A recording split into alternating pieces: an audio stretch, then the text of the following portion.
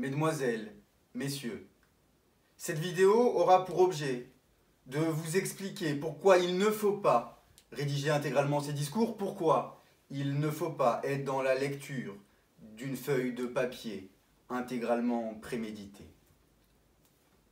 Mesdames, Messieurs, si je vous faisais une vidéo comme ça pendant 5 minutes, assurément, au bout de 30 secondes, vous seriez probablement déjà lassé.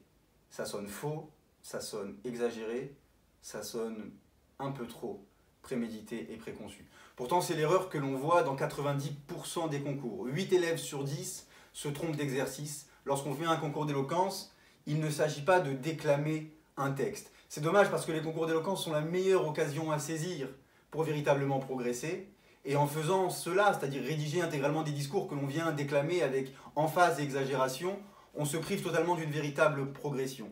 Pour la simple bonne raison que la véritable parole, le seul ustensile essentiel pour un orateur et pour une plaidoirie, c'est la personne en face de lui, c'est l'auditoire. On se nourrit de ce qui est en face de nous. Alors là, moi, en face de moi, j'ai l'iPhone avec une pomme et un trou de caméra, donc c'est différent. On est toujours un petit peu dans une forme de théâtralité. Mais la théâtralisation exagérée à cause d'une feuille de papier, c'est l'antithèse de l'éloquence. Vous avez besoin d'être dans la création de la parole et non dans la restitution d'un texte prémédité. Il n'y a pas d'orateur qui soit un lecteur de bouts de papier. C'est pas moi qui le dis, c'est d'abord et avant tout, notamment Jacques Charpentier, immense avocat, ancien bâtonnier, orateur sans pareil, dans ses remarques sur la parole, qu'au passage je conseille à tout le monde. Il n'y a rien de commun entre l'éloquence et la lecture d'un discours écrit. Pourquoi est-ce qu'on fait cette erreur? Pour une raison simple, essentiellement c'est la peur du vide, la peur que les mots manquent, la peur d'arriver devant son auditoire et d'un coup qu'on soit sans sécurité. Alors, il y a des façons simples pour être véritablement dans la parole avec l'auditoire, il y a des méthodes pour éviter d'être ce déclamateur de bout de papier et être véritablement dans l'échange avec son auditoire, tant il est vrai que toute forme d'éloquence, c'est 50% de la personne qui parle et 50% de la personne en face. Tout dans un auditeur, tout dans un auditoire doit vous nourrir. Un regard, un silence, une hésitation, un doute, tout. Vous êtes coupé de cela.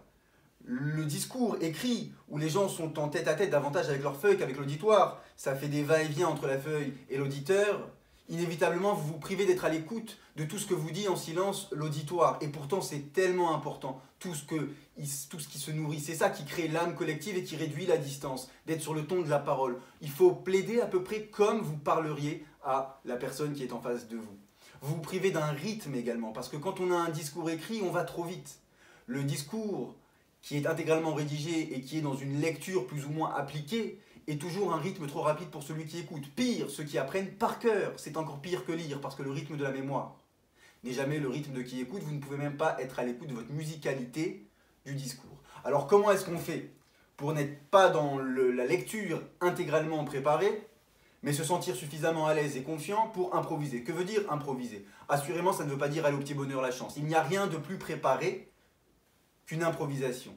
Il faut que votre structure, votre argumentation, tout soit parfaitement clair et bien ancré dans votre esprit. Comme dans votre propre appartement, si vous éteignez la lumière, vous pouvez tout à fait vous diriger tellement vous connaissez chaque recoin. De la même manière, l'orateur qui veut pouvoir être totalement libre a besoin d'une seule chose, un plan bien clair. Exorde, argument, péroraison et des formules apprises par cœur. L'exorde, je la connais par cœur et la péroraison, je la connais par cœur. Introduction, conclusion, je sais d'où je vais et je sais où je vais. Et je connais mes arguments clairs, donc je sais comment j'y vais. On est rassuré. Lorsque les idées sont parfaitement comprises, n'ayez pas peur, les mots ne manqueront pas soudainement pour les dire à l'auditoire. Lorsqu'ils sont bien sur votre feuille, marqués en gras, avec les idées importantes en gras, vous n'aurez pas peur de parler à votre auditeur.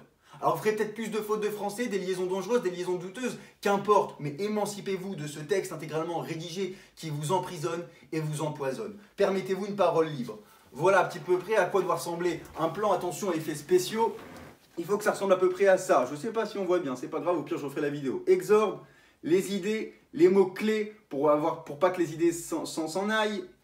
Et puis votre péroraison, la fin doit aussi être connue. Vous pouvez avoir 3, 4, 5 feuilles, c'est pas grave. vous les tournerez au fur et à mesure de votre plaidoirie sans que cela ne se voie trop.